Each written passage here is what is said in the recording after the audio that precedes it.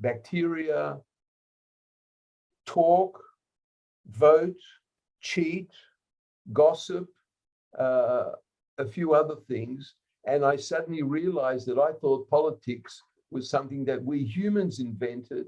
And it turns out bacteria have been into politics for billions of years.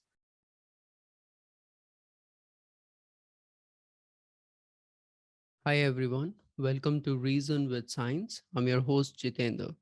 This is a conversation with Addy Pross. He is a professor emeritus at Ben Gurion University of the Negev, Israel. His work focuses on theoretical and physical chemistry. In this conversation, we talk about what is life, bridging chemistry and biology to understand origin of life, creating artificial life and life elsewhere in the universe. Enjoy the conversation, share and subscribe to support the podcast. Thank you for listening. Hi, Eddie. Welcome to the podcast. Thank you. Great to be here. Yeah, let's start with your interest in origin of life. When did it start? As a chemist, when did you start thinking about how life emerges? Okay, an interesting question. Because for several decades, I was working in chemical reactivity problems, and biology was far away from my thoughts. I wanted to know why some chemical reactions are fast, why others are slow. Chemical reactivity problems, lots of them, very interesting. And then towards the year 2000, it suddenly hit me that the mother of all chemical problems was biology. Basically, biology is a chemical phenomenon, physical chemical phenomenon, and chemists generally don't think about why biology. And it suddenly struck me, this is, if I'm talking about interesting problems in chemical reactivity, the ultimate interesting problem in chemical reactivity is biology. And it was roughly in 2000 that I said, this is the problem I want to work on now. Why is there biology? And since we believe that life emerged from non-life, I asked a very basic question in chemical reactivity. How did chemistry become biology? What was the process? And that's what's been keeping me busy now for a couple of decades. Yeah, fascinating. And that basically led to this book that you published in 2012, What is Life? Yes, the first edition in 2012, yeah. Yeah, we'll definitely talk about that and different observations and your experiences that you share in the book, which are fascinating. But before that, what is life? I mean, do you think it's a relevant question according to the science? It's a very relevant question. And not only is it a very relevant question, it is one of the most fundamental problems in science today. Because what is science all about? Seeking patterns, trying to connect things to other things that seem unrelated, to have more general descriptions of how nature operates. Everyone knows that apples fall, and you don't have to be extra clever to know that bananas also fall and objects fall. Okay, we all see that. And that's a simple pattern that everyone recognized, even small children. But it took a Newton to realize that the tides and the planetary motion and falling apples is one phenomenon. So it's the goal here is to connect things that seem unrelated and find the hidden underlying relationship. Now, here we run into a major problem. There is dead stuff, inanimate matter, and living stuff. And here we are in the 21st century, and we don't understand the connection between them. How does dead stuff, how can we make living stuff from dead stuff? Go to a chemist who can do all fancy things in the lab and ask him that question, and he doesn't know. He doesn't know. People have tried, But you can't try to do something if you don't understand the principles that underlie that process. If you don't understand the principles of engineering, you won't be able to make a car engine. You have to understand what's going on. And we don't understand the connection. And this is a big black hole, I say, in the natural sciences. Physics and chemistry and biology are incomplete. I say that in a dramatic sense. Biology, because they do not overlap, which they should. Physics and chemistry overlap beautifully, but biology does not as yet overlap with physics and chemistry, because the process by which physics and chemistry became biology is not well understood. Definitely. So when we start thinking about life, which is, I mean, of course, we'll talk about complexity and its uniqueness, etc. Right? And when you say that the physics and chemistry, which doesn't overlap with biology, it's because of kind of the simple problems that physics and chemistry are dealing with.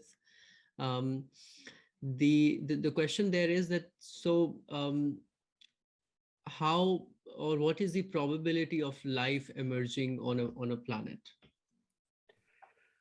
Okay, well, the answer is we don't yet know the real answer, because first of all, because the process by which that happened is not well understood. But I think we're beginning to see the nature of the process. And I think one of the most important things regarding life that hasn't been sufficiently emphasized is that life is an excited state. It's not a ground state material like a solid or a liquid or a gas. And a very easy, simple proof for that statement: how easy it is to take something alive and to kill it, to turn it into dead stuff, but you can't go the other way. We don't know how to go the other way.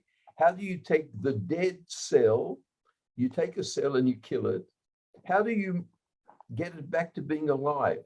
It's an excited state, but a very special kind of excited state, and we have to clarify the physical, chemical nature of that excited state and learn how to create it if we want to create, let's call it, proto-life systems. And I think this is what basically creates that gap between physics, chemistry, and biology, right? It's just because. Absolutely. We have to understand the connection.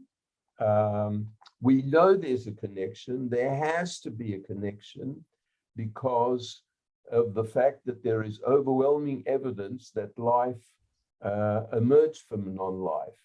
So, but if it's beginning to look like the kinds of molecules that are needed to make life are a special kind. There has to be a replication capability there, but that's not enough.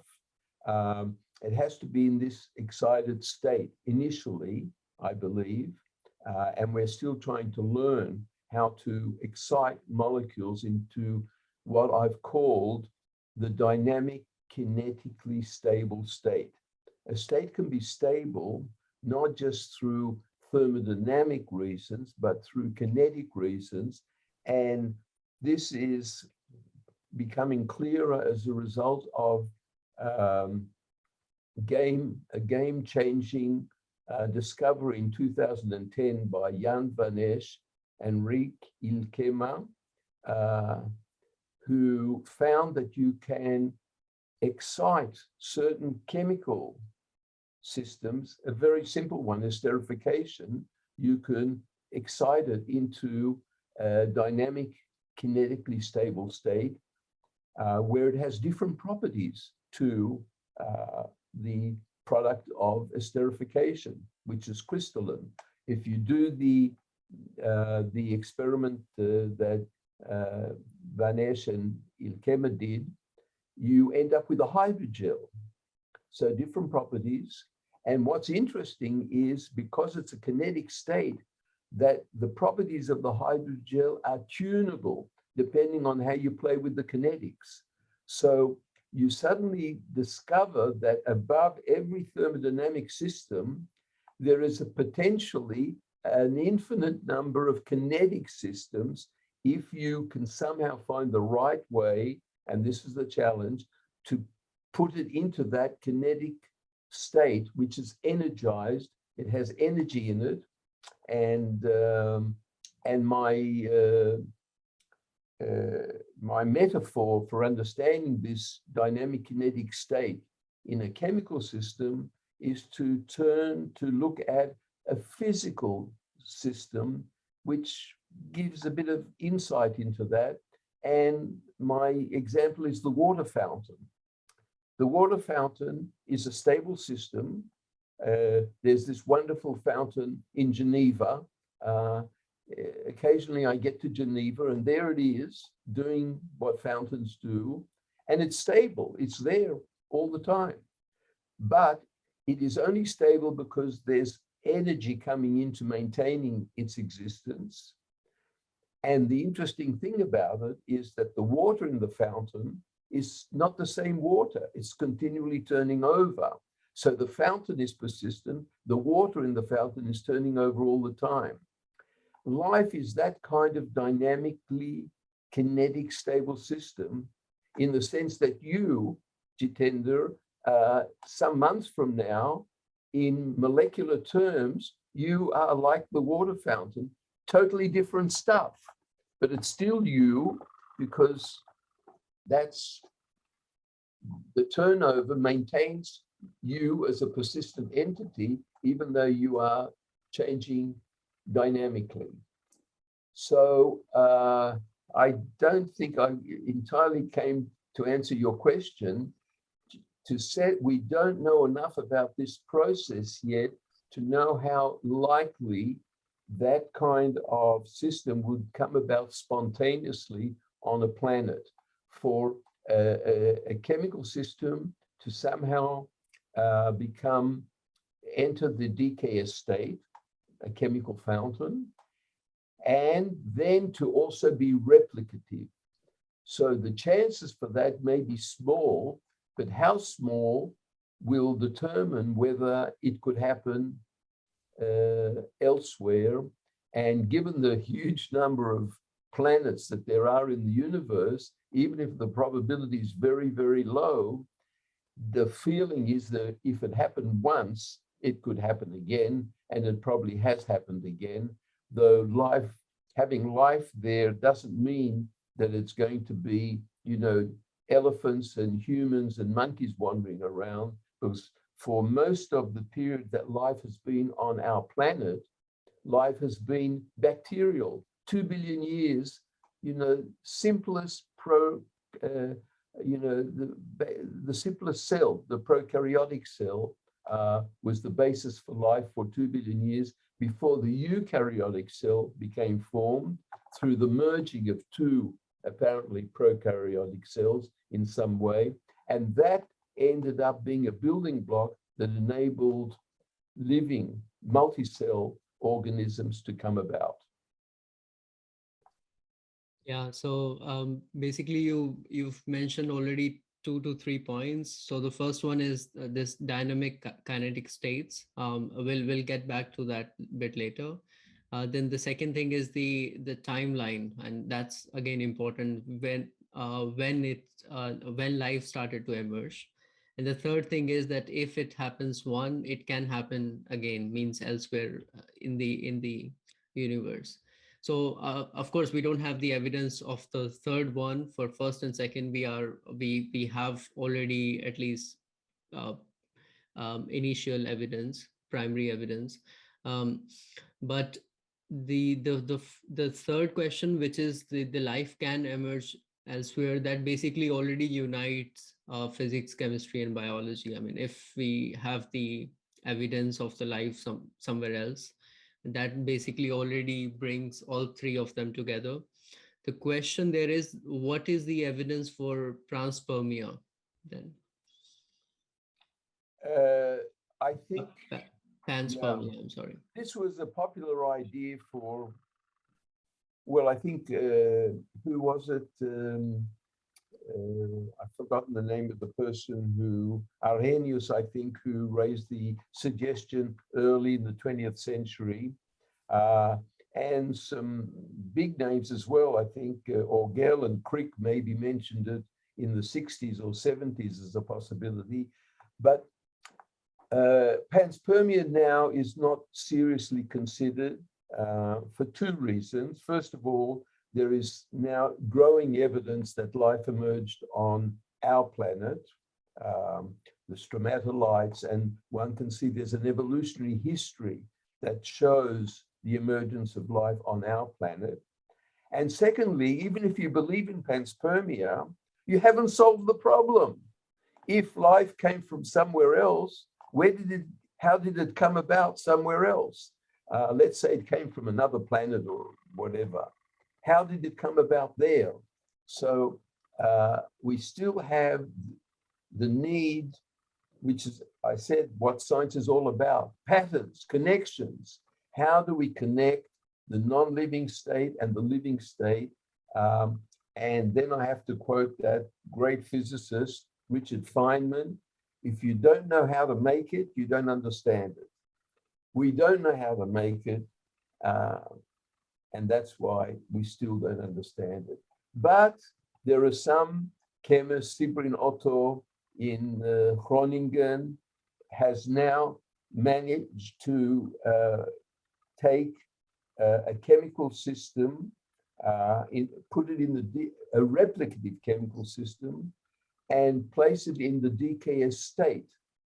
And it then underwent, let's call it, the beginnings of an evolutionary process towards greater dynamic-kinetic stability. So he was beginning to show in a limited way the kinds of things we're looking at to understand the evolutionary process as a chemical process. And that's very important. But people, when they talk about evolution, they think biological evolution, simple life to complex life.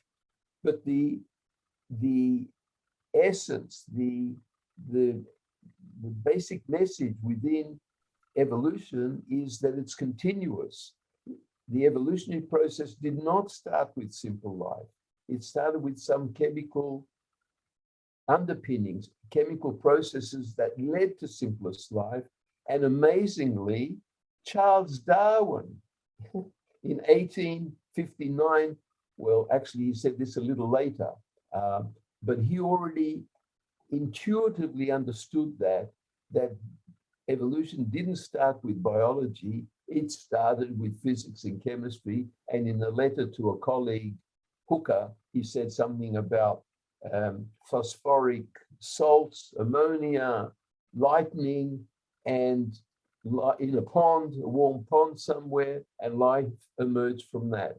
But what's the essence? What's he saying in a deeper sense in that statement? That there is that evolution is not strictly a biological process. It's a general physical chemical process that led to biology, but its essence goes deeper than biology. It starts in physics and chemistry.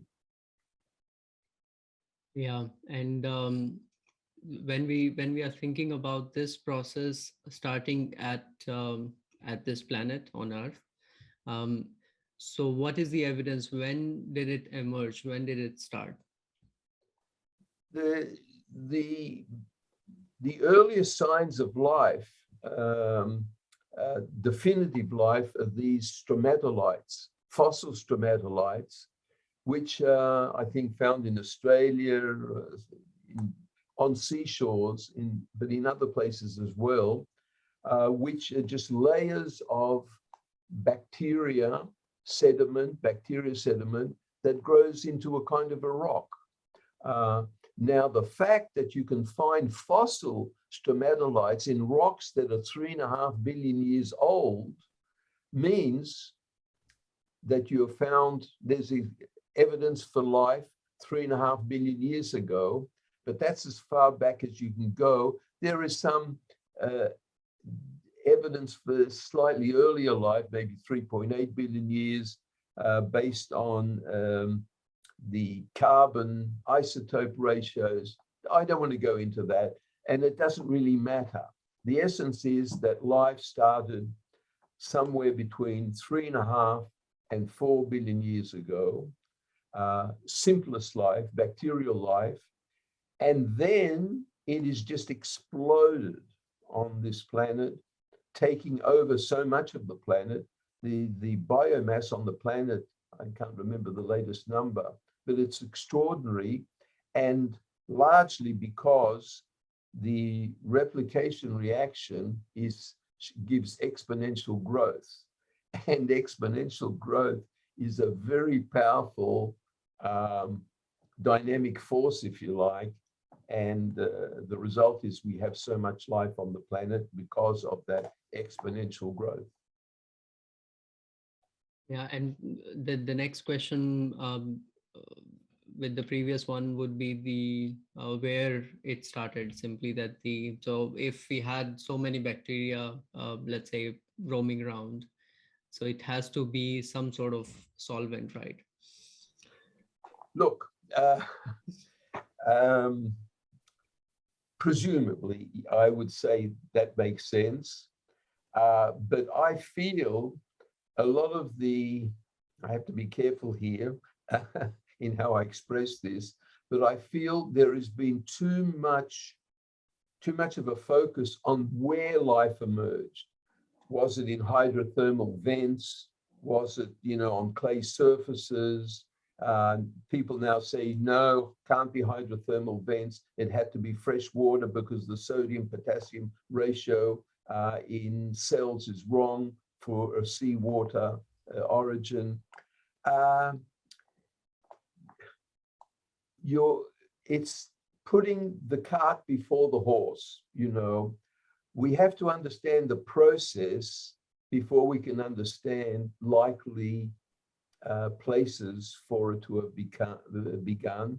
And it's possible that in principle, it could begin in many places if you have the prerequisites, which is building blocks that can create this dynamic kinetic state, which is also, for whatever reason, replicative either in a template sense or replicative in an autocatalytic sense, the way Stuart Kaufman initially described things in the 1970s, 80s already.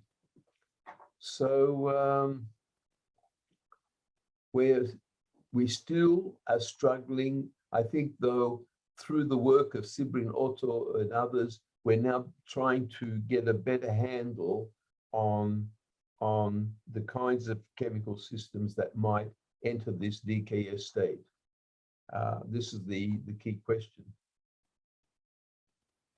I think this is also interesting what you've just mentioned, that maybe for the time being, we don't really have to care where it started till the time we can just understand the process, that how it started. The process, we have to understand the process. The location is interesting, but it's secondary. We're trying to locate where it happened because we don't understand the process. So it's like instead of, but the more fundamental question is the process. That's an ahistoric question, and the historic question is interesting, but it's secondary to the primary ahistoric question. Why is there life, as opposed to where did it happen to come about? So why is there life? Okay. I think there is life. Okay, we're coming now to the question is, when we look at the life process, we see it involved enormous complexification. a molecular system that became simplest life, the increasing complexity was 9 orders of magnitude. 9 orders of magnitude. Now, 9 orders of magnitude is something the size of a coin growing to the size of our planet. This is an extraordinary degree of complexification, and physics and chemistry haven't been able to come up with a good explanation for that complexification process. The answer to why that process came about is central to the origin of life question. Now, why did it come about, to my mind? There is a principle that I feel in some sense is an extension of the second law of thermodynamics, which is the big law of nature, the direction of all processes.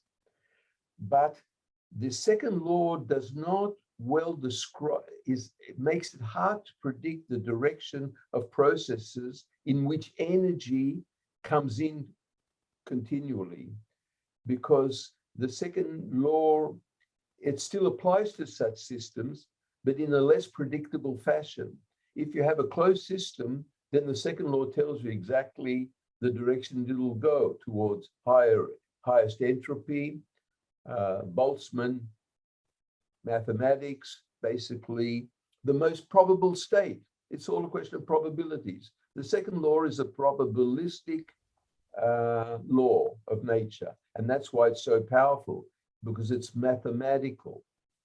But how do you describe the direction of change in a process which is coupled up to energy? That's harder. And I think there is a principle out there now, which we've tried to help formulate, called the persistence principle, which says that things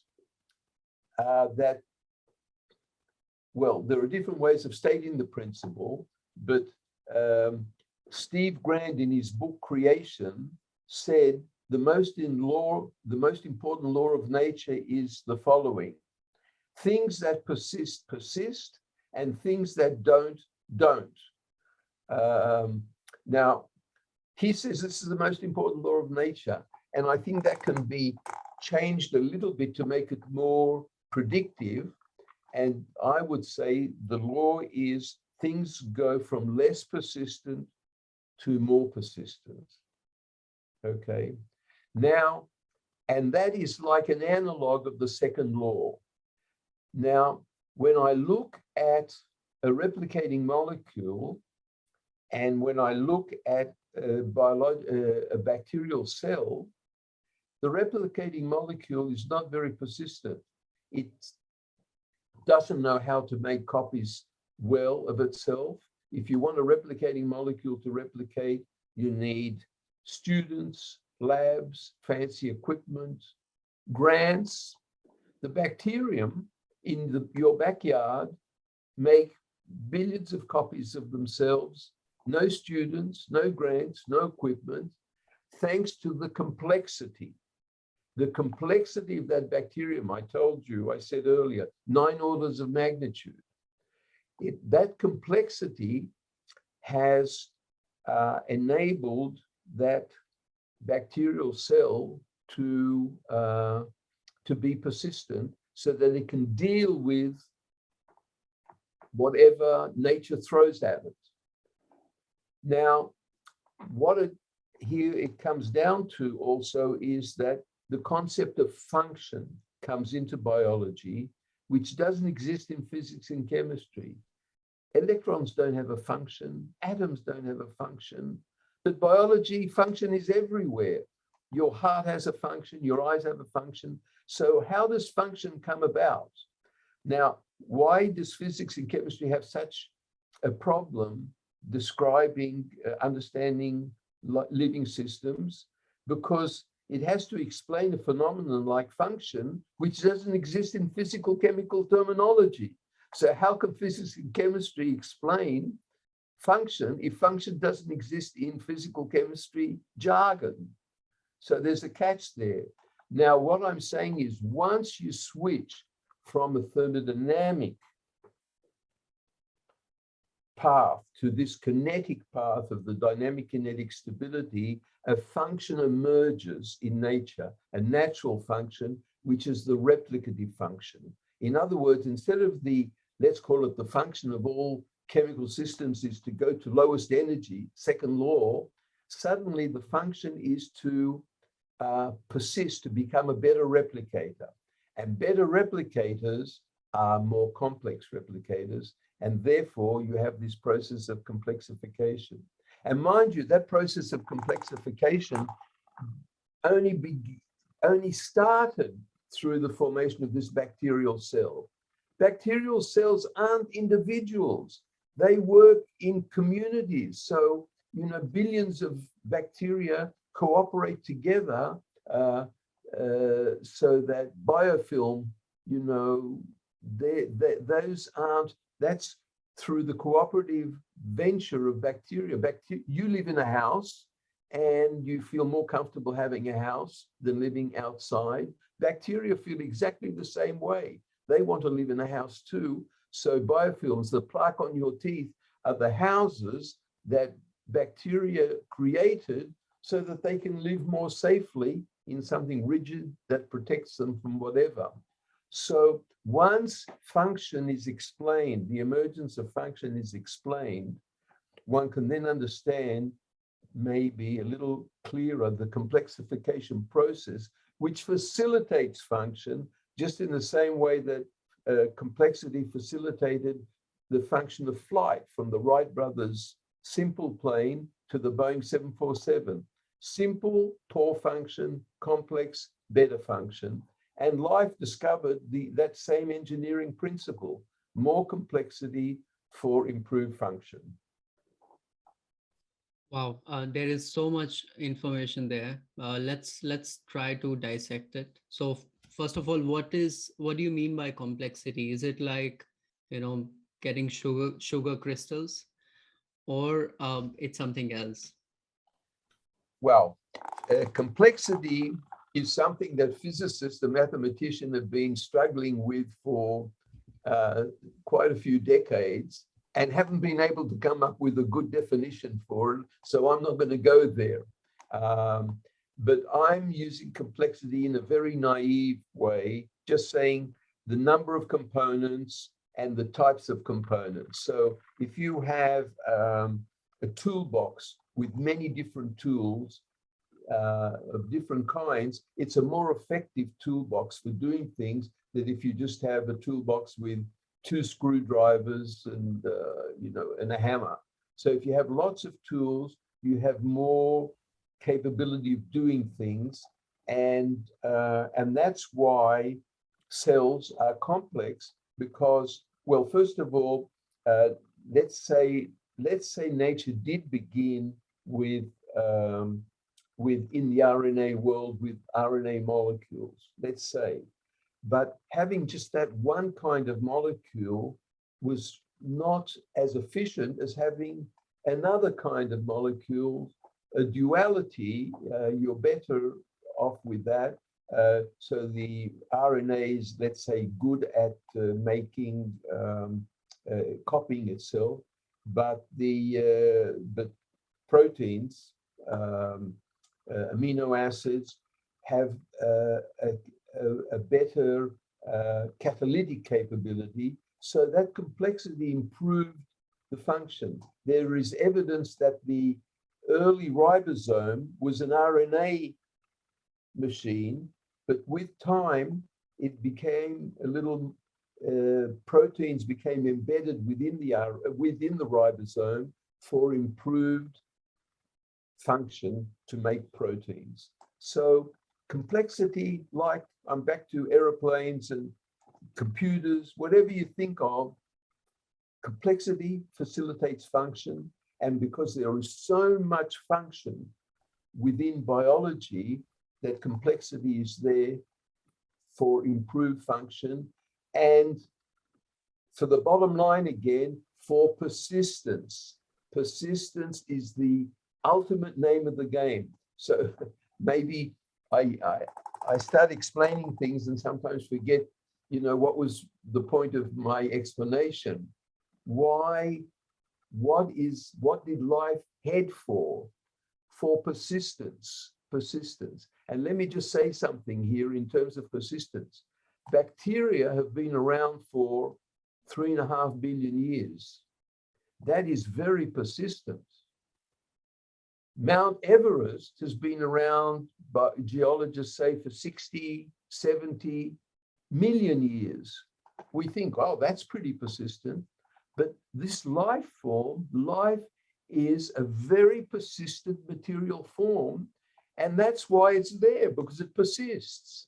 And it persists because, largely because of this ability to make more of itself, is a kind of persistence, replicative persistence, as opposed to Boltzmann's thermodynamic persistence of things just going to dead, to the lowest energy state. The physicists say that the universe will end up with heat death, where everything stops, all the energy is gone. But in the meantime, while there is energy which can facilitate the replication process, because again, it requires the input of energy. Remember that fountain, no fountain without a pump and electricity. Once you have energy coming in, you can end up with a kinetic persistent state, which is what I believe life is, a kinetic persistent state of matter. Yeah, so so about the complexity, then it's just the emergent of function, or in a way, this is what we can improve function for improved persistence. Yeah, and this, when we are talking about improved function, it means the function coming into, or in terms of replicators, right? Ultimately, to have persistence in the living world, it depends on improved, secure replication. Replication, it doesn't have to be rapid replication. It has to be, because replication, to be stable in the replicative sense, doesn't mean to replicate faster. Elephants don't replicate very quickly. The trick is that the rate of formation and rate of decay are balanced in such a way that the entities are persistent. So if you have a rate of decay that is fast, then the system may not be persistent. Rate of decay means the things die. You have to have the turnover that's maintained for persistence. So that's one of the things we understand why the Spiegelman experiment that showed that smaller, shorter replicators are faster, but faster replicator doesn't mean more stable in the dynamic-kinetic sense. The fountain, we're back to that chemical fountain. You have to create that chemical fountain for improved stability. Yeah, maybe you can kind of extend this DKS concept in terms of replicators. So let's say that the even if we say that the RNA world is true, or it was like that, which again, I don't know how strong evidence that we have. So just, I mean, can we isolate only the replicator system and apply this DKS system, or we are talking about, in general, at least a protocell, which has kind of entrapped these networks inside, and this is where we want this energy loop, or the fountain loop, to exist? Look, here is the big challenge for synthetic chemists, for experimental chemists. But where it was clear from the 1950s, from Watson and Crick's great experiment with the discovery of the structure of DNA, that replication, molecular replication, is possible, and that this is a key aspect of life. Replication on its own is not enough. Energy And how energy and replication come together is the key. And then we move to that next step, that combining energy with a replicating system, you could end up with a DKS replicating system. In other words, what I'm saying is you can have a DKS system such as Van Esch created and many others have since created, states that are in this dynamic kinetic state with interesting properties, but they're not alive because they don't replicate and they don't evolve. If you can take a DKS system and make it replicative, here are the two puzzle pieces. You bring these two puzzle pieces together, then you have the basis for an evolutionary process towards complexity in life. And let me just say that the maths, there is maths here, because if you take the DKS state and describe it as with a differential equation, rate of formation, rate of decay, balance, zero, so that you have a stable state, then the math of that replicative system is such that if you have a mutation, a modified DKS system that comes about accidentally, then the two replicative systems will compete, and the better, the more stable one, not the faster one necessarily, the more stable one will drive the less stable one into extinction. So you will end up with an evolutionary process towards more DKS stable.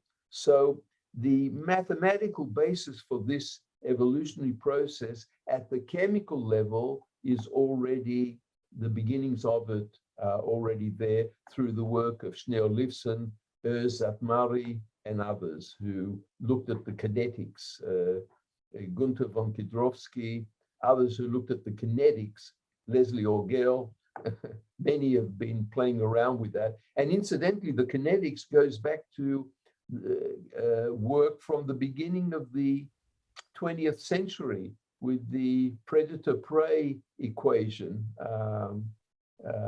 which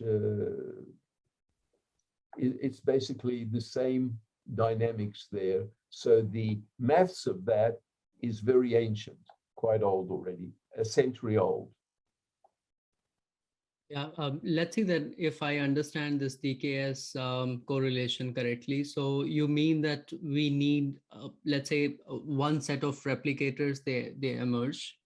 They know how to replicate, but they can also turn over certain molecules to get the building blocks and the energy, basically. But here, so you are excluding any other source of energy like sun, which for sure we can expect that it existed at that time.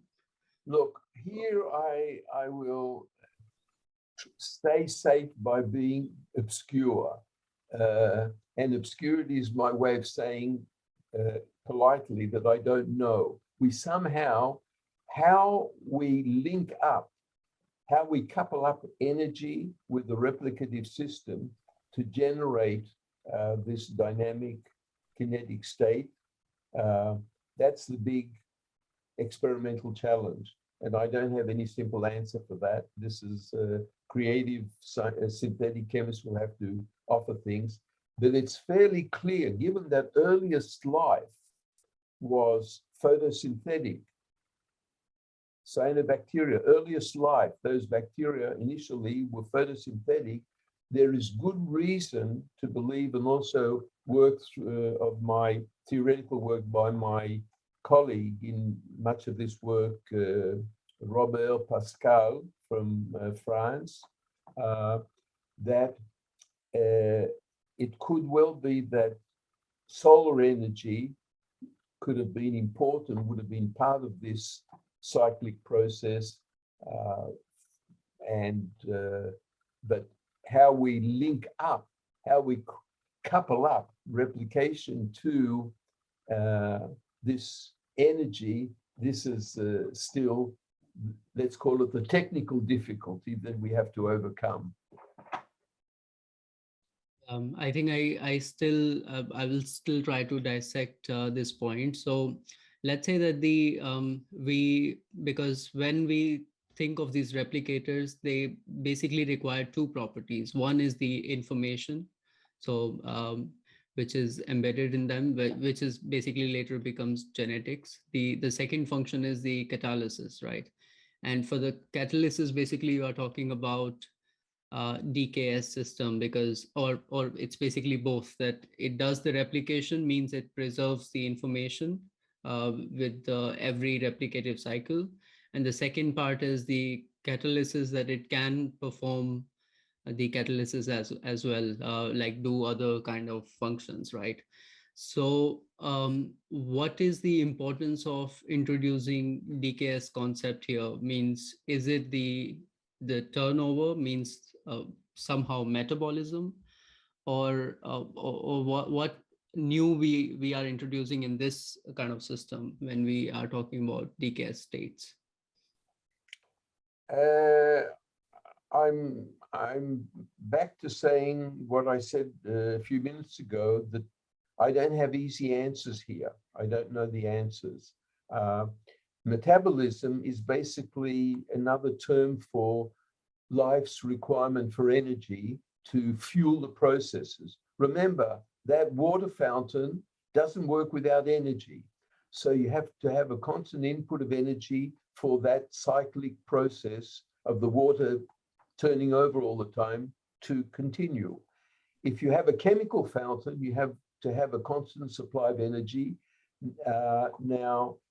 It could be chemical energy, it could be photochemical energy, in principle.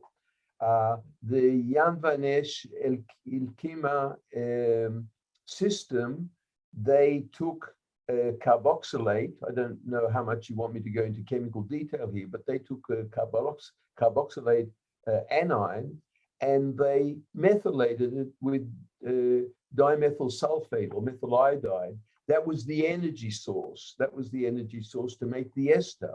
But at the same time, they were degrading the ester back to carboxylate by adding hydroxide. So they were simultaneously making the ester and simultaneously hydrolyzing the ester.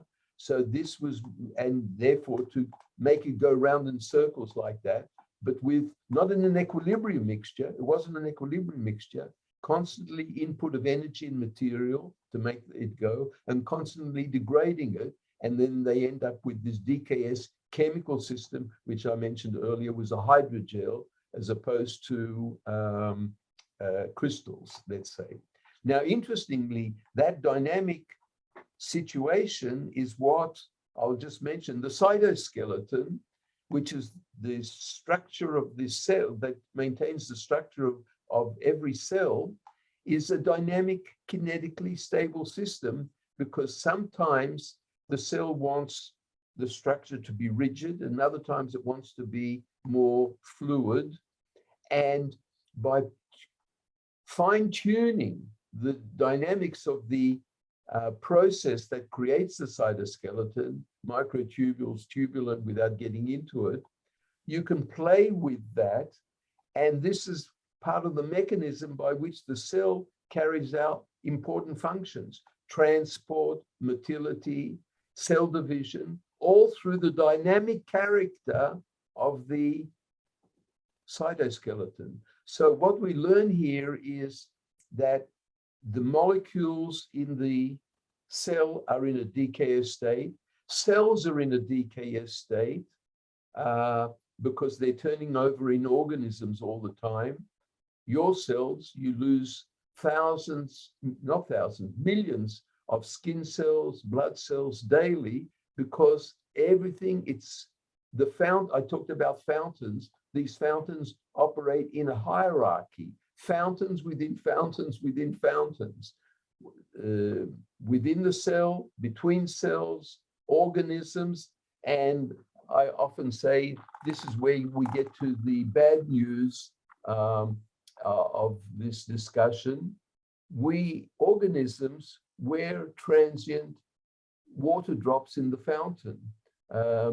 Someone young like you, you're a water drop on the way up. I'm a little older, I'm a water drop on the way down, that's how it is. So life is this dynamic turnover, continual turnover, but ultimately powered by replication and energy. How we do it in the lab, work for the synthetic chemists. Fascinating. So, but then how do you imagine the solution of this? So do you think that at the end we'll be able to just take some sand in an Eppendorf, give it some sort of building blocks, and it'll be able to form life? Or you think that, I mean, it depends at which level we want to start. So can, like, would be able to start with really inorganic, or it can be simply that maybe we'll have to use some replicators and start from there to. Look, I say, to go towards life from inanimate, you have to cross the Rubicon. There's a Rubicon. And the Rubicon is to generate that first excited state. And it's an excited state, because remember what I said, life is an excited state, so easy to kill, so hard to make. Create the excited state in some chemical way. And here, that's the challenge to the synthetic chemists, especially the ones that want to get a Nobel Prize. Here's the challenge. And connect it up with, and it has to have a replicative capability. And this is, once you cross that Rubicon, the potential for an evolutionary process has increased, provided that the structure is such that evolution can be open-ended, like a template. If you don't have an extended, a possible evolutionary process available, then it can't evolve anywhere in an open-ended way. The beauty of nucleic acids is that they allow through extension of the RNA to an open-ended evolutionary process. Yeah, since you mentioned nucleic acids, it can also be, proteins. But what interesting thing that we see is that in all the building blocks of life, it's all repetition. So it's all like simple simple building blocks that they just repeat themselves in a polymer kind of thing, right? But then life is so complex, right? So how this complexity from the simple building blocks it arises? Well, look, it's not that simple. It's not just nucleic acids and proteins. You have lipids in there, and you need metal ions. You need sugars. So you have a few more, but once you have the basic building blocks, you can think about this. You build an incredible skyscraper. You don't need a million building blocks. You need steel, concrete, with 4 or 5 building blocks, you can build a skyscraper. Glass, you need glass. So you don't need many components to create remarkable functionality. And so there is the minimal complexity through minimal materials that chemistry provides. And we mentioned 4 already there: nucleic acids, protein, sugars, and lipids. So that gives you a lot of scope to do stuff. And of course, you see how the simplest cell is a very intricate, you have all of those entities, but in aggregates, molecular form aggregates, but all turning over in this dynamic way. That's the central thing. You cannot add these materials in a test tube and hope that you will end up with life, because you won't, because you haven't activated the material into the dynamic state, kinetic state. Interesting, yeah. So the so here I think the other point is that how we can understand this organization. So is it the organization which is important? Let's say that if we have or I'm imagining all these different building blocks in different Eppendorfs, at the end, do you think that it would matter that whether we mix A with B first or A with C first, like this kind of uh, It all combination? starts with this word that I, occasionally use, persistence. Once you end up with a persistent form, and once that persistent form can undergo modification and to possibly increase its persistence, then that will be, I'm back to that statement connected to what Grant said in his book. I like to say, unchanging things don't change, and changing things do change until they change the things that don't. You keep wanting to go to things that are more and more persistent. And that's not an empirical principle, it's a logical principle. If something persists, it persists. And let me just say something. When I say that bacteria have been around for almost 4 billion years, that's 1/3 of the time, 1/4 of the time that the universe has existed. So that's a very impressive persistence capability. And that's why life is around, because it is a persistent material form. Other material forms might degrade and slowly end up in their thermodynamic sink. But life is a non-thermodynamic state that has proven itself to be highly persistent for physical, chemical reasons. So in that sense, I mean, of course, we'll have to define intelligent life in a way, but the fact, or at least in a way, we can say that the intelligent life does exist on this planet, which has persisted for relatively a shorter time. So what's your comment there? That can, or what is the likelihood of persisting, this intelligent life, or existing the intelligent life? These are very interesting questions, partly philosophical. One could say that intelligence hasn't been proven to be a persistent characteristic because it's been around for a short time, relatively speaking. And when I see how humans behave on this planet, I'm not sure that intelligence is necessarily a prerequisite for persistence, but maybe the other way around, that intelligence is a dead end because it leads, because the problem is with the change, the direction of change is based on two things. There are two pillars of evolution, not one. Often people talk about the pillar of natural selection. There are two pillars. The cooperation is the second pillar. And cooperation is the biological word for complexification. So complexity enhances stability, and natural selection enhances stability. But these two are, in some sense, antagonistic. When we look at it in, say, our human life on this planet, there's cooperation and there's competition, and you have to get the balance right if you want this to be constructive. And if you have too much, if the competition becomes too dominant, then we're in trouble. And what's happened is that the level of aggression, I think there's a conflict here between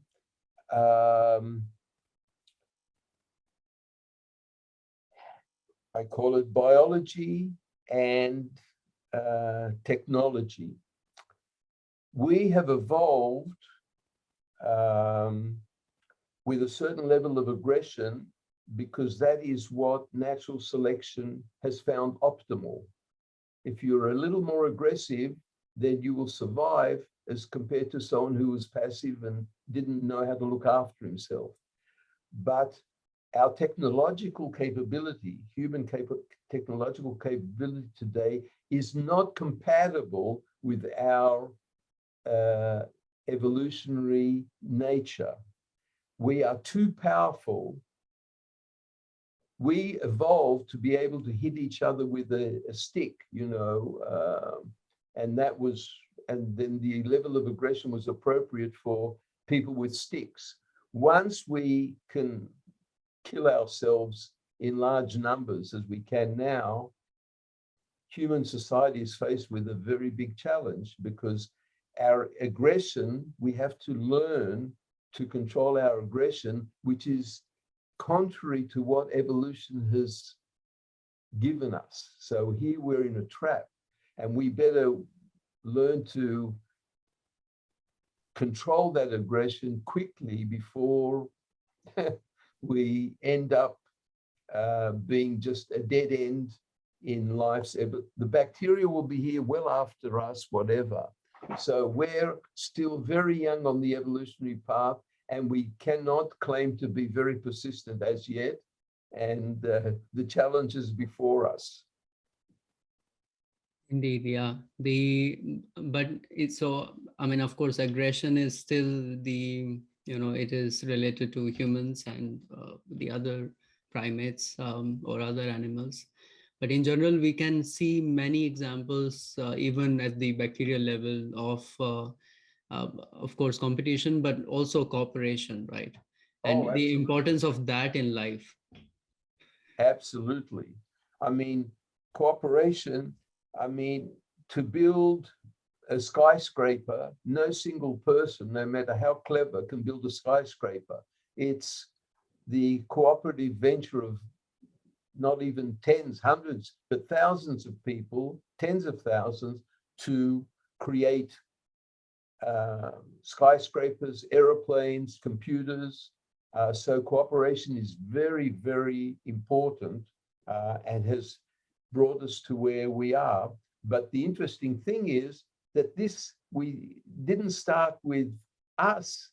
It started with bacteria. Bacteria, there's a wonderful paper by Pamela Lyon who says that bacteria talk, vote, cheat, gossip, a few other things.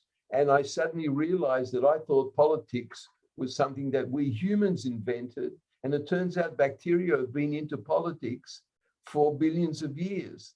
So in other words, there's something innate about the life process and cooperation and the different ways of cooperating. Quorum sensing, this is how bacteria communicate, is very, very important. So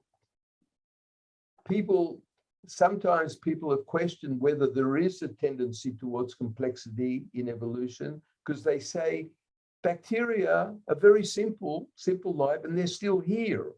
So that disproves the complexity idea.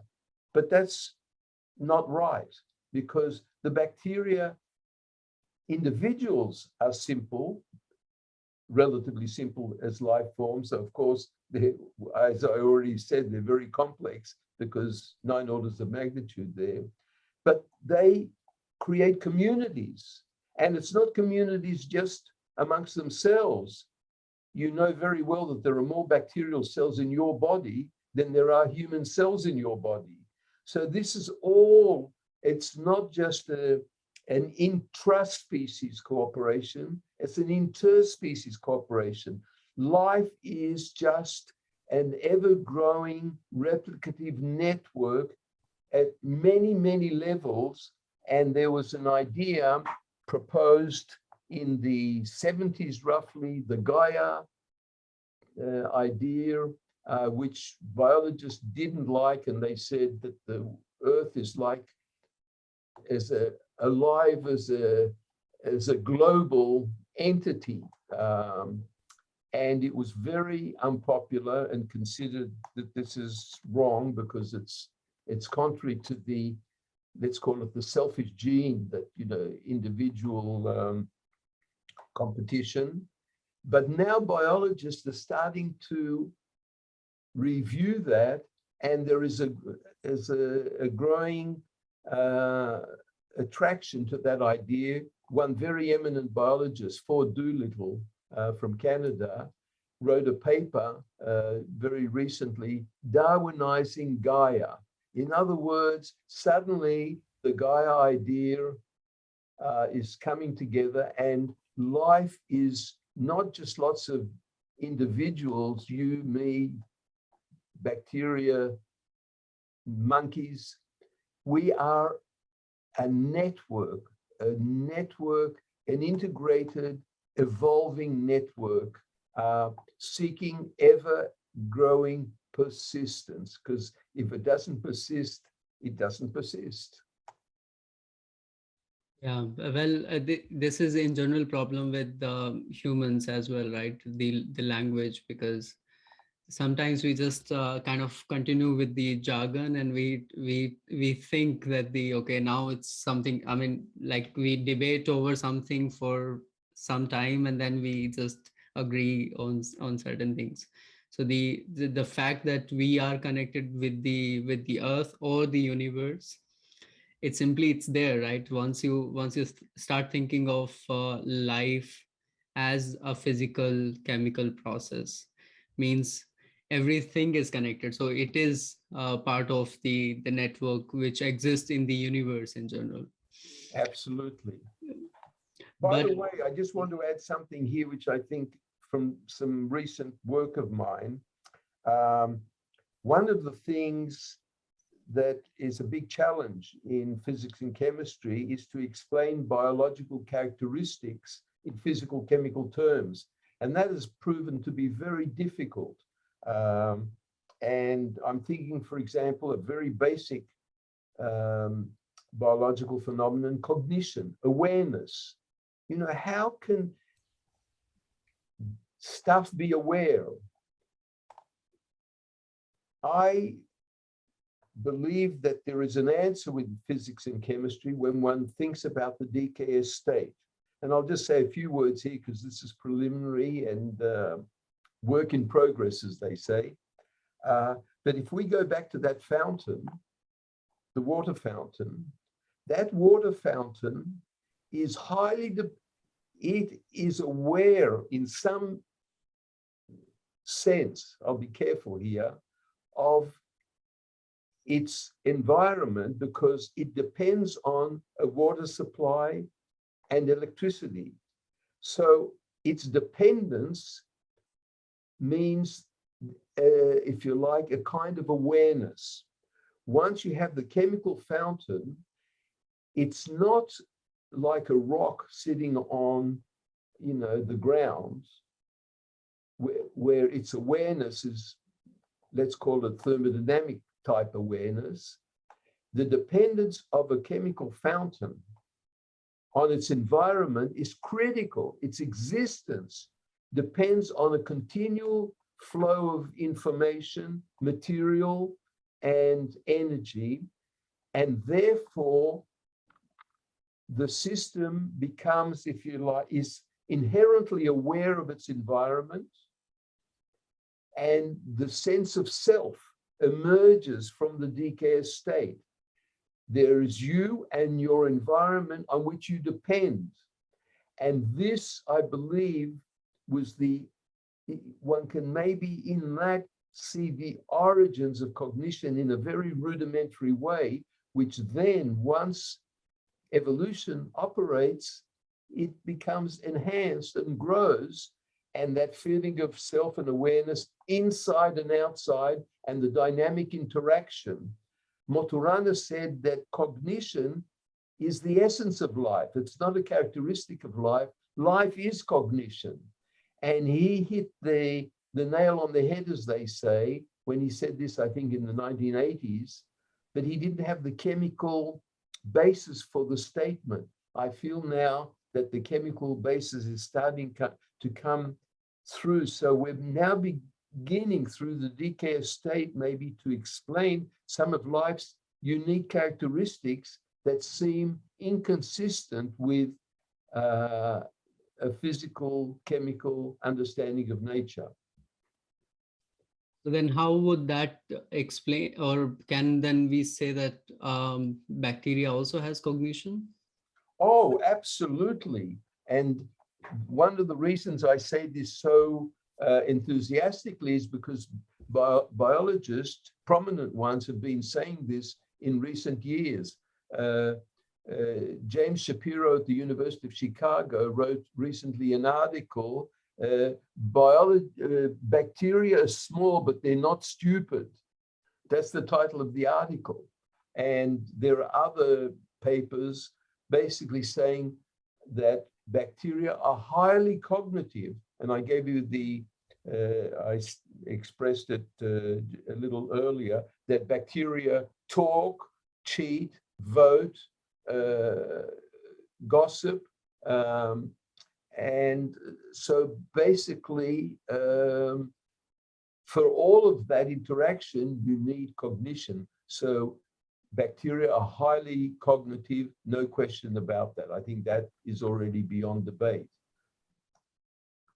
And then what do you think about consciousness? Can it be also related to that? And we can say that all the life forms are conscious and be done with it. You're taking me to where I'm not, I don't feel comfortable going. I think we're too early in that pathway to say too much. But all I would say is that the idea that consciousness and the mental world starts with neurons and neural organisms, that is starting to look not right. That the beginnings of it are at a much more basic level. So once I say that the simpler cell is cognitive, how that cognition can then expand through multi-cell organisms and neural networks, that's already beyond my expertise, and I wouldn't want to go there. But I think in order to understand that, one has to remember the roots. So maybe, to explain all of the functioning of that Boeing 747 requires tremendous expertise, engineers, lots of knowledge there to understand all of the workings of the 747. But the essence of why that 747 flies is in the Wright brothers plane. Okay, so I don't want to go too much in the complexity direction because that needs more work. Yeah, I mean, that definitely makes sense. But at least in the cognition point of view, so if we find any evidence of even a kind of prokaryotic life anywhere else in the universe, do you think then that would be related to the life on Earth, and that can also have these cognitive properties? Look, it's clear to me that, first of all, finding life elsewhere in the universe, particularly if we're talking about bacterial type life, will be very difficult because life isn't identifying molecules, life is a process. And identifying a process from so far away, we haven't been able to, do that effectively on with regards to planets in our planetary system. So I think the ability to do that in planets, deep in the universe is going to be very difficult. But in principle, if there would be, it happened here, so it could happen there, maybe slightly different molecules, or the concept, the molecular details might be different. because we learn, one thing we know from chemistry is that you can achieve a particular result or characteristic in different ways. There's not one metal, there are many metals. There's not one kind of polymer, there are many different polymers. So if life is a process, there's no reason why one can't create that process with slightly different materials, but the underlying principles should remain the same, namely persistent, and in a replicative way. Replicative persistence is what it's about. Yeah, and I think this highlights the important point that when we are talking about science of origin of life, basically we are talking about finding those physical chemical laws which can give us a self-sustaining system, rather than probably getting the exact conditions which we won't be able to, which or gives sort of, this the origin of life, or which gives the basis of the life that we have now. So that won't be that we won't be able to do it, but we'll be able to get those physical chemical laws which can give us a self-sustaining system, right? Exactly. Whether, it's clear that some of what happened on Earth over the billions of years was historic. It was circumstantial. It could have been slightly different. There isn't one. It's clear that there isn't one path to life from non-life. That doesn't make physical chemical sense. So one path was taken. Mind you, when we think of life as a network, so we shouldn't even really say one path, because the one path already involves many paths, let's say, but related paths. But the ahistoric principles are more important than the historic details, which we will never know, by the way, because you cannot. The historic record is only, you can only say what happened in history if you have a historic record to look at. If the historic record is gone, then that has been lost forever. The principles is the essence here, in my view. That definitely makes sense. So just to conclude the whole conversation that we did, so how would you define life? What is life? To me, life is a replicative, an ever-growing replicative network in the dynamic, kinetically stable state, a kinetic state of matter that has managed to create an ever-extending network of entities also in the dynamic, kinetically stable, replicative state. That's great. So with the same replicative state, what would you recommend, like other readings that people can do? Well, first of all, needless to say, I would be happy to encourage my book, Life, What is Life? How Chemistry Becomes Biology, which came out in the second edition some years ago, 2016. It came out in the second edition, now been happily translated into something like a dozen languages. So it's been well received, I'm happy to say. I would certainly recommend for people who want to understand the underlying chemical principles, it would be good to look up the literature of systems chemistry, the work of these dissipative self-assembly systems, chemical systems, which I neglected to say this earlier, but it's an extension of the Prigogine non-equilibrium thermodynamics. Ilya Prigogine talked about dissipative structures, that you can have physical structures that are transient if they're supported by energy, like whirlpools, hurricanes, Bernard cells, and so on. Now, we've learned only in the last 10 years that you can have chemical systems of this kind. A new dimension of chemistry is opened up. If I was a young faculty member today in chemistry, you know, there's 30, 40 years ahead just to look at this new dimension of chemistry that was not known effectively until recently.